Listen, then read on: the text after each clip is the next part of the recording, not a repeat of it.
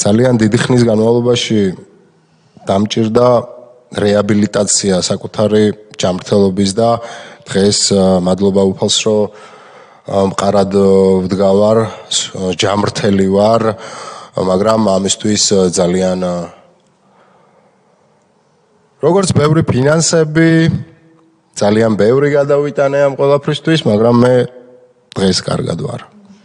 მადლობა და ეხლა დასაქმებული ხართ, გააქვთ თქვენი რა ბიზნესი? დიახ, დასაქმებული ვარ.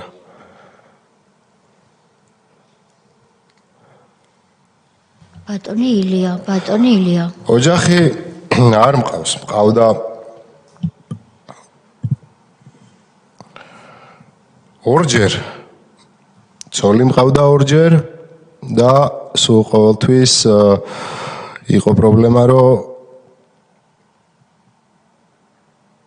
ყველანაირი ჯანმრთელობა წამართვეს იმისთვის, რომ ბავშვები მიყვარს ძალიან. და